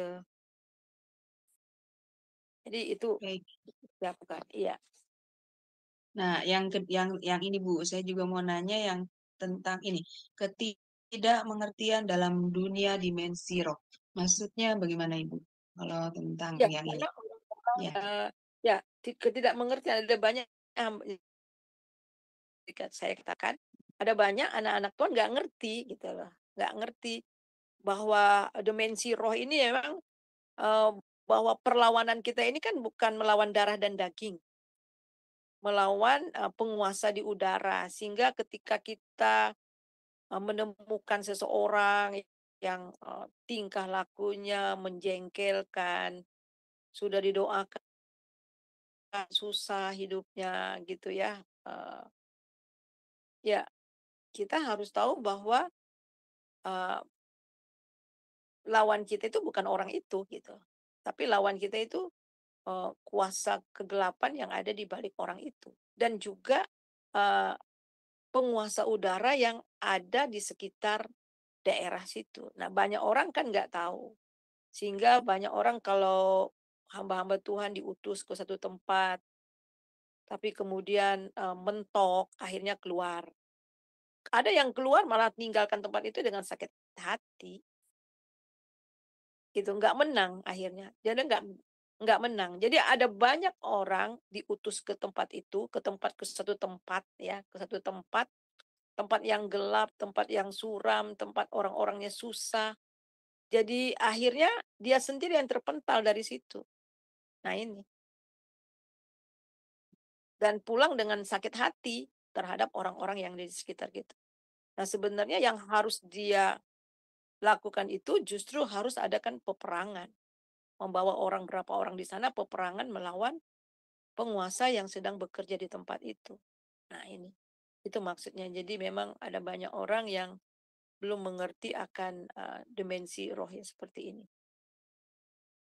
Berarti melihatnya hanya kepada keadaan diri orang itu ya Bu, tidak menyadari bahwa ada kekuatan yaitu dimensi roh yang menguasai orang itu dan daerah itu ya, seperti itu ya Bu Suryani. Jadi karena ketidakmengertiannya ini ya jadi akhirnya menanggapinya dengan ya itu seperti Bu bilang ya Bu, Ya, orang itu penginjil yang datang ke situ pulang keluar dari situ dengan sakit hati. bahkan ada yang Berarti lari, yang kalau kabur lari begitu aja tinggal jemaat nggak tahu.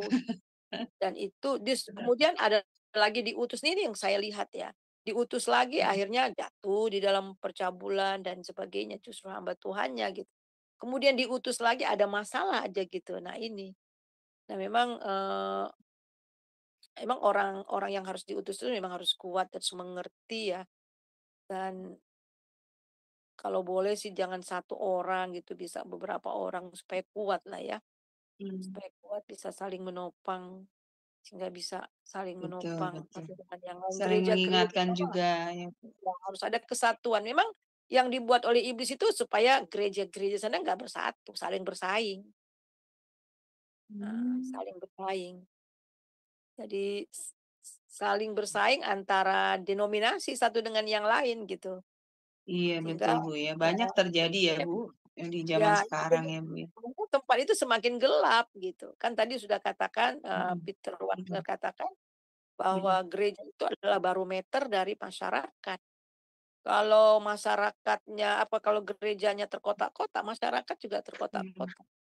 Sebab itu gereja itu adalah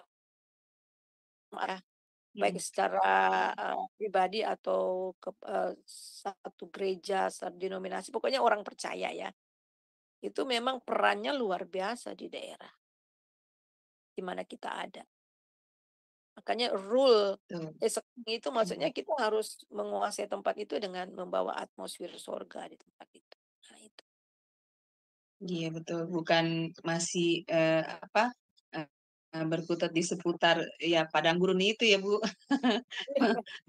Maksudnya masih eh, berkisar di sekitar ya hal-hal yang bersifat Mm-mm. kedagingan atau gitu ya, seperti itu ya Bu ya. Iya. Ya kadang-kadang kan Fungsinya gereja harus. berputar-putar di Mm, berputar-putar di kedagingan, roh jahat mm, apa. mm, mm. Ya karena atmosfernya itu belum diruntuhkan gitu loh. Iya, Iya kan? iya betul Ya, iya. Betul, Bu. ya itu Ya akhirnya ke itu situ-situ. makanya iya makanya akhirnya ya itu yang ada memperdebatkan tentang denominasinya melulu ya Bu ya. Masalah itu melulu sekitar itu. Nah, jadi hanya Kalau gereja saya lebih kuat, gereja saya lebih baik, doktrin saya lebih baik. mm, Ya, mm, kayaknya ke mm, situ dulu. betul. Luar biasa, Bu. Terima kasih ya Ibu untuk penjabaran malam ini mengenai otoritas kerajaan Allah yang part ketiga semakin membuat kita pengertian yang lebih mendalam lagi ya tentang kebenaran firman. Baik, ini Bapak Ibu sekalian, apakah masih ada yang ingin bertanya atau Ibu Heni mau juga bertanya? Boleh Silakan ya, Bu, atau menanggapi boleh. menambahkan. Iya, silakan Ibu Heni mengenai materi pembelajaran Ibu Suryani malam ini. Ya, pelajaran kita hari ini sangat bagus ya, sangat diberkati luar biasa. Ya, memang untuk merebut kota itu memang kita harus mengenal tutorialnya. Dulu saya pernah belajar ya Bu ya. Jadi kita harus keliling, kita harus lihat ada apa di kota itu. Ada kayak ada wiharanya, ada tempel, terus ada klub-klubnya gitu. Jadi memang di satu daerah di New York ini, di tempat tinggal saya yang dulu, itu kan banyak orang M-nya. M-nya itu orang Meksiko. Tapi kita panggil mereka itu bukan orang Meksiko, orang Madura. Oh, Itu istilahnya orang Madura. Jadi daerah itu memang tempat mabuk-mabukan ya, anak-anaknya tuh banyak yang ngedrug, terus orang-orang juga di situ tempat penjualan di daerah situ. Jadi memang kalau kita masuk ke daerah situ itu lain deh atmosfernya, beda banget gitu. Jadi memang di New York tuh juga ada banyak sekali tempat-tempat titik-titik yang daerahnya kurang bagus ya. Ya, cuman karena di sini ini saya lihat gereja-gereja di situ banyak gereja-gereja, Bu. Banyak ada dari berbagai bangsa karena namanya Queens itu kan kota yang besar ya. Jadi banyak orang-orang yang dari Indonesia juga, orang-orang Meksiko juga, orang Korea di situ, gereja Amerika sendiri gitu. Ya saya lihat juga ya sampai saat ini tambah parah, Bu. Kemarin saya ke hospital, ada yang harus saya urusin mengenai surat saya. Terus saya lihat, waduh, saya 2 tahun sudah pindah dari sini. Tambah parah aja nih kota saya gituin. Ya, tambah kumuh saya lihat gitu.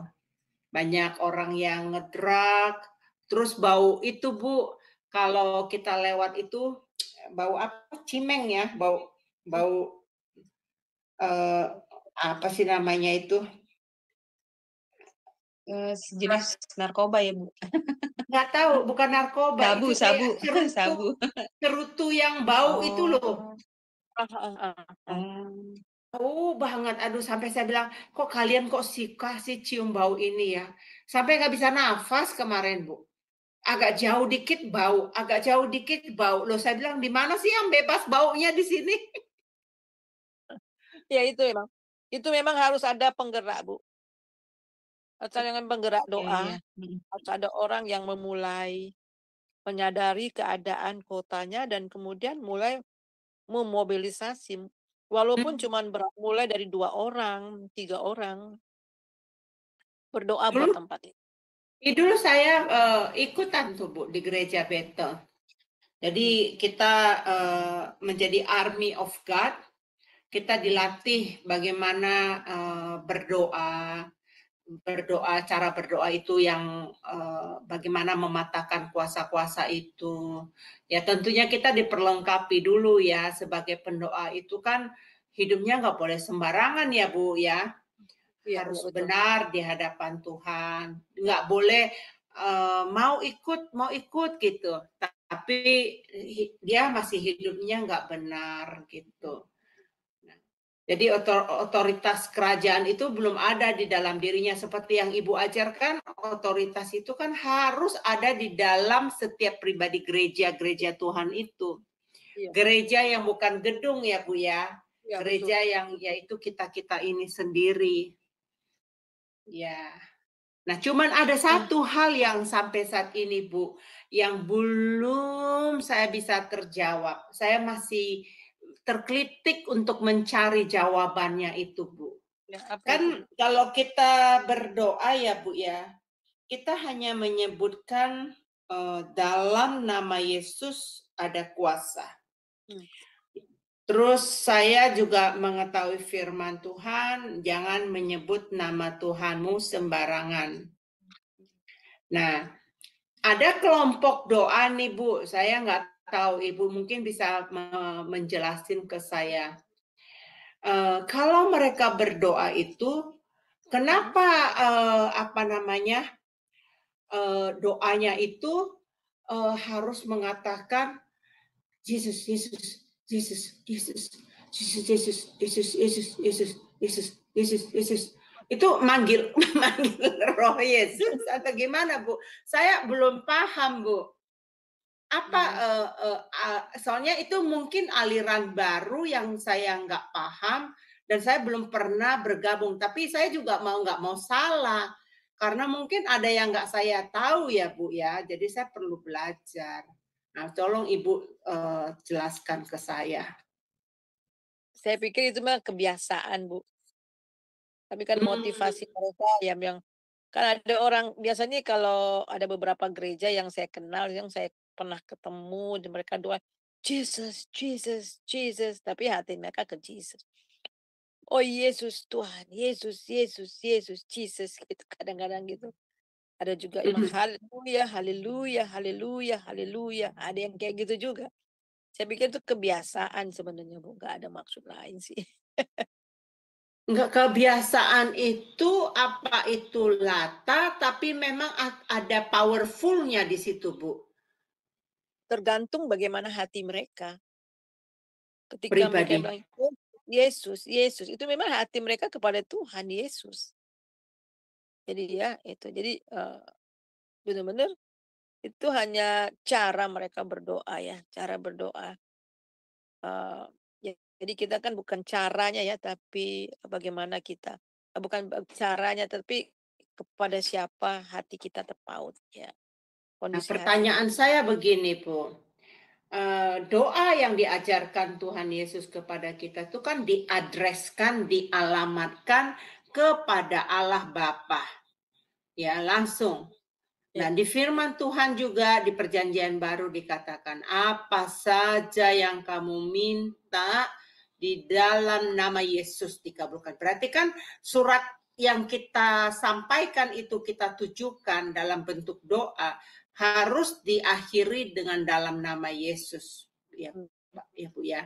Nah, bagaimana sikap kalau orang yang berdoa ya seperti Yesus, Yesus, Yesus, Yesus, Yesus. Saya lihat di Alkitab, apakah ada, mungkin saya nggak mengerti Bu, apakah ada ayat di Alkitab yang menyatakan Tuhan Yesus berkata, minta padaku, berdoa, minta kepadaku, diadreskan kepada Yesus. Mungkin saya missing di sini Bu, benar saya mau belajar soal ini. Ya, lihat konteksnya dulu loh Bu ya. Seorang ya kalau kita lihat konteksnya ketika seorang Bartimeus siapa ya yang saya kok namanya kok lupa orang minta-minta yang buta itu. Yesus anak Daud, kasihanilah aku. Itu kan udah doa. Tapi pada saat itu kan bertemu muka dengan ada saat itu ya Bu ya. Kan Yesus kan sekarang udah naik ke surga. Ya sama aja kan itu kan firman Tuhan juga diberi pada waktu itu. Jadi sih ketika nama Yesus disebut ya, jadi nggak harus dalam nama Tuhan Yesus. Jadi ketika dia bilang Tuhan Yesus tolong, nah itu Tuhan tolong ya. Itu kepada Yesus ya, itu kepada Yesus, kepada pribadinya ya, kepada pribadi Tuhan Yesus itu kita berdoa. Tuhan Yesus tolong itu sudah ya. Jadi kita lihat bagaimana seorang siapa waktu itu ya, ada banyak sih ya contoh-contoh ya kesaksian perjalanan pelayanan Tuhan Yesus ketika siapa tuh Jairus ya. Jairus tuh kan datang anaknya, terus ada yang prajurit yang kemudian dia punya bawahannya sakit, kemudian dia datang kepada Tuhan Yesus, dia minta Tuhan Yesus kan. Jadi ketika ketemu Tuhan Yesus dia minta. Jadi ya kita sekarang dalam nama Tuhan Yesus, tapi bukan berarti kalau kita kan Tuhan Yesus tolong, itu bukan berarti enggak sesuai firman Tuhan, ya enggak juga. Jadi kepada siapa kita berseru, ya.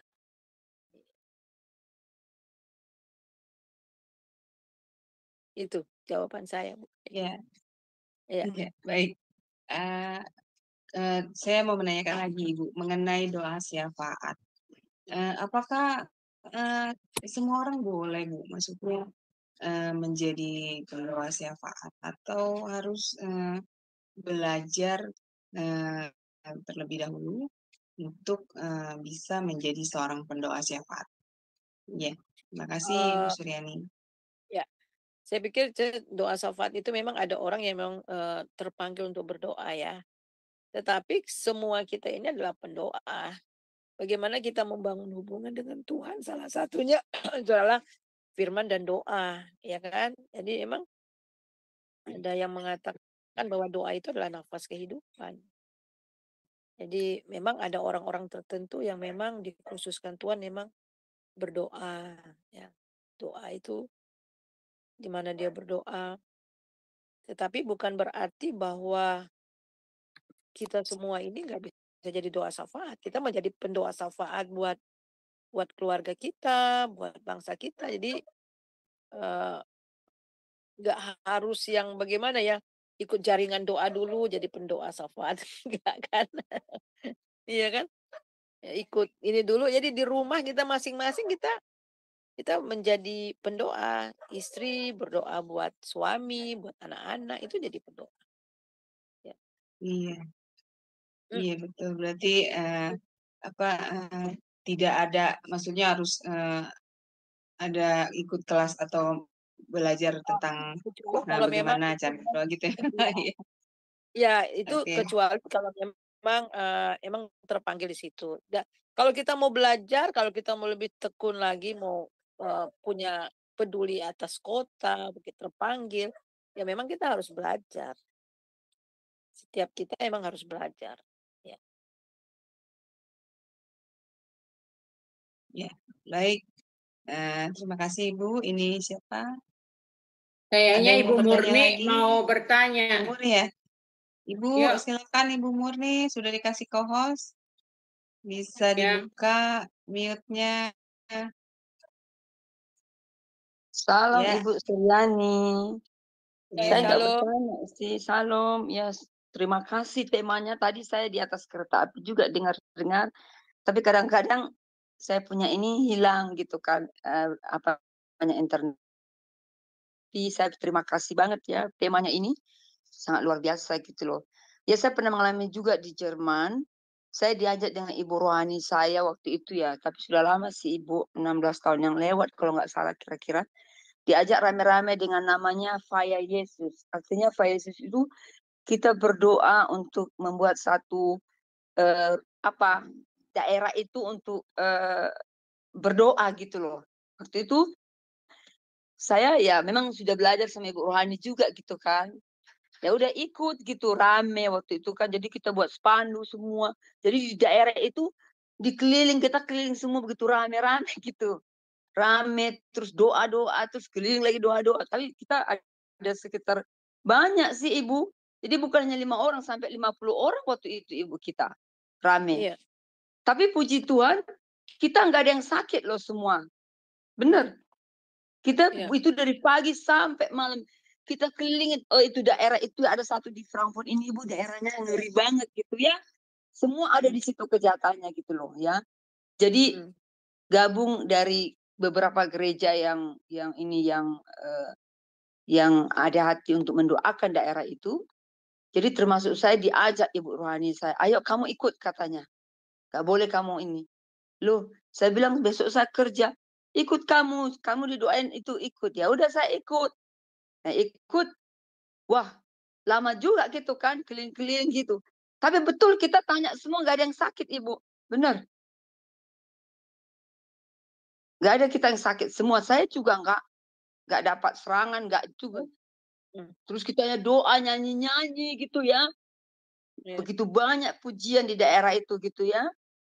Iya. Yang tadinya daerah itu sangat rawan banget Ibu. Sekarang jadi daerahnya agak bisa ya lebih baik daripada yang dulu gitu loh. Dulu kan rawan Iya. banget gitu ya. Serem gitu ya Ibu. Sekarang Iya. daerahnya bisa dibilang lumayan. Jadi nggak terlalu ini ya. Nggak terlalu rawan seperti dulu lagi gitu. Tapi Iya, masih iya. harus perlu juga lagi terus dibuat. Cuma ya itu sudah ditangani dengan gereja, bukan gereja kami sih, ada gereja karismatik yang Iya. tangani gitu Ibu. Jadi setiap setahun di sini Ibu, ada beberapa gereja itu gabung mendoakan satu lokasi-lokasi di sini Ibu. Iya, iya. Iya. Jadi makanya tadi saya ingat, oh iya ya betul ya gitu. Jadi saya jadi ingat kejadian 16 tahun yang lalu gitu dulu ya. Nah saya sekarang nggak ikut lagi gitu ya. Dulu diajak-ajak ikut begitu. Tapi memang Iya. harus diberikan itu ya seperti Bu bilang harus ada, maksudnya kita harus di apa juga kan, dimuridkan gimana gitu loh. Tidak sembarangan Diperlengkapi. ikutnya. Iya. Iya. Jadi itu yang saya alamin gitu ya. Terus di Bali saya pernah juga di Bali. Supir saya kan sama supir saya kita sekeluarga juga sama anak saya, suami saya. Selalu setiap jalan, ada jalan tertentu Ibu, dia selalu klakson. Jadi, nah saya bertanya sama dia, Bapak kok selalu berhenti gitu, Bo? Kita berhenti sini, terus berhenti sini. Terus baca-baca gitu Ibu gitu ya. Terus ada pohon, selalu dekat pohon yang besar-besar Ibu. Terus iya penjaganya, aku minta permisi katanya sama penjaga ini. Ya ampun, saya bilang. Ya sudah, saya berdoa terus Ibu. Dalam hati saya menjaga juga kan. Saya suruh suami saya berdoa. Kita berdoa ya, saya bilang. Iya, dia berhenti. Dia selalu kelson. Enggak Bu, saya permisi Ibu. Supaya kita enggak apa-apa. Ya, dia bilang gitu. Jadi seperti tadi kan, memang betul ya. Lawan kita itu di udara ini ya Ibu ya. Yang enggak bisa dilihat kasat mata ya. Iya, betul sekali ya Ibu Murni ya, Ibu Suryani, bahwa yang kita hadapi itu memang roh-roh penguasa udara ya, pemerintah udara. Jadi kalau misalnya suatu saat lagi saya melihat tempat itu banyak kegiatan-kegiatan yang berdosa gitu ya Bu, misalnya seperti yang tadi saya ceritakan, bahwa saya dulu pernah tinggal di daerah yang banyak orang-orangnya itu melakukan kegiatan penjudian gitu dan mabuk-mabukan. Dengan 2 orang saja kita sudah bisa ya Bu untuk mendoakan lingkungan tersebut ya Bu ya, agar dilawat dan dipulihkan oleh Tuhan. Ya, seperti itu ya Bu Suryani ya. Betul nggak Bu? Iya, saya juga mau bertanya itu, apakah bisa dengan hanya 2 orang Ibu? Maksudnya gitu. Saya rasa gimana? Kalau Bisa, tadi Bu Suryani bilang bisa. oh tadi saya nggak Iya. dengar ya. Ya bisa, Iya, tapi kemudian itu nanti akan Tuhan tambahkan kok. Tuhan akan tambahkan. Kan ini pekerjaan Roh Kudus ya. Jadi ada 1-2 orang dan mulai akhirnya spirit itu memang roh yang daripada Tuhan ya. Akhirnya Tuhan memberikan kerinduan yang sama untuk kita bersekutu. Iya. Luar Akhirnya itu biasa bisa ya melanda, materi malam ini.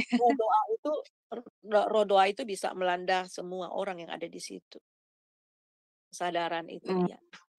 Walaupun jadi awalnya dari 2 orang pun juga tidak apa-apa ya Bu Suryani. Iya, betul. Nanti akan bekerja ya Bu kuasa Roh Kudus itu, sehingga akan banyak orang yang juga akan ikut terpanggil untuk mendoakan daerah situ ya. Iya betul. Dulu saya juga dulu kan begitu ya. Dulu baru saya ke sana start from woman bagaimana Tuhan. Jadi ada beberapa ibu-ibu aja yang kita puasa. Lama-lama ya jadi banyak. Dan sekarang ini memang di tempat di mana saya ada dulu itu, bahwa setiap kami itu ada mereka kumpul bisa sampai 60 orang, 50 orang gitu. Puji Tuhan. Iya. Baik, luar biasa Ibu, dan ini sepertinya sudah larut sekali dan Ibu juga perlu istirahat ya. Baik, kita Iya. tutup ya Ibu Suryani kelas ini. Ya. Ibu closing statement lalu pimpin doa untuk kami semua ya Ibu. Iya. Ya baik, terima kasih Ibu Suryani. Ya, ya, saudara yang kekasih, jadi pelajaran kita mengenai kingdom authority itu berarti bahwa Tuhan menginginkan kerajaannya dibangun di bumi ini. Dan saudara dan saudari, ya saya dan saudara itu adalah pembangun. We are the kingdom builder. Kita ini adalah pembangun-pembangun kerajaan Allah. Dan setiap kita bertanggung jawab di mana tempat kita berada. Jadi kita ini adalah garam, kita ini adalah terang yang membawa terang, yang membawa damai. Istilahnya ketika ada terang di situ, maka gelap itu akan sirna. Ya, ketika anak-anak Tuhan menyadari betapa gelapnya tempat itu dan mereka mulai membawa terang, maka terang itu akan ada di kota kita. Jadi sebab itu mari kita terus bersatu. Ingat cara iblis untuk menghancurkan satu kota dengan membuat kotak-kotak. Jadi gereja-gereja anak-anak Tuhan tidak bersatu, anak-anak Tuhan merasa dirinya lebih baik daripada yang lain, sehingga mereka terkotak-kotak. Nah, saat seperti itulah iblis akan berkuasa di tempat itu. Akan terjadi perpecahan satu dengan yang lain. Akan tetapi ketika gereja-gereja tangkap maksud Tuhan bagi kota itu dan mulai bersatu, merendahkan diri, dan kemudian berbalik dari jalan-jalan mereka yang jahat, maka firman Tuhan mengatakan Tuhan akan memulihkan negeri itu. Dan terakhir saya ingin membacakan buat kita dari 2 Tawarikh ya, 2 Tawarikh 2 Tawarikh pasal yang ke-7 ayat 14. Ya, 2 Tawarikh pasal yang ke-7 ayat 14. Ya. 2 Tawarikh pasal 7 ayat 14 demikian bunyinya. Dan umatku yang atasnya namaku disebut merendahkan diri, berdoa dan mencari wajahku, lalu berbalik dari jalan-jalannya yang jahat, maka aku akan mendengar dari sorga dan mengampuni dosa mereka serta memulihkan negeri mereka. Sekarang mataku terbuka dan telingaku menaruh perhatian kepada doa dari tempat ini. Ya, jelas ya. Jadi jelas bahwa ketika umat Tuhan yang atas nama Tuhan disebut merendahkan diri, berdoa, mencari wajah Tuhan, berbalik dari jalan-jalan jahat, maka Tuhan mendengar dari sorga, mengampuni dosa mereka, dan memulihkan negeri mereka. Jadi memulihkan sehingga terjadi transformasi, sehingga terjadi perubahan-perubahan. Bapa, dalam nama Tuhan Yesus, terima kasih buat kebenaran firman Tuhan yang kami pelajari. Terima kasih karena Engkau telah memanggil kami untuk kami pergi dan menghasilkan buah. Dan satu hal, bahwa sebagai anak-anak Tuhan, kami ini adalah perwakilan kerajaan surga. Biarlah dimanapun kami berada, nilai-nilai kerajaan surga itu bisa terjadi di tempat itu. Kehendak Tuhan bisa terjadi di tempat itu seperti di surga. Kau pakai kami yang ada di tempat ini, bahkan orang-orang yang mendengar pelajaran ini boleh mendapatkan satu motivasi dan kesadaran bahwa kami ini adalah barometer dari tempat di mana kami berada. Dan kami boleh dipakai oleh Tuhan untuk menjadi agen perubahan di tempat di mana kami berada. Nah, terima kasih buat Sema Adonai, terima kasih buat hamba-hambamu yang melayani di tempat ini, biarlah lewat channel ini banyak orang yang diberkati. Terima kasih saudara, angkat hati terima berkat daripada Tuhan. damai sejahtera sukacita yang melimpah-limpah dari Bapa di dalam Tuhan Yesus Kristus senantiasa menyertai saudara mulai hari ini sampai Maranatha. Haleluya. Amin. Amin. Baik, terima Amin. kasih Ibu Suryani untuk pelayanannya. Tuhan berkati pelayanan Ibu lebih dan lebih lagi. Baik, kepada Bapak Ibu yang terkasih di dalam Kristus, terima kasih sudah stay bersama kami sampai semalam ini. Selamat beristirahat, Tuhan berkati. Shalom, shalom, shalom.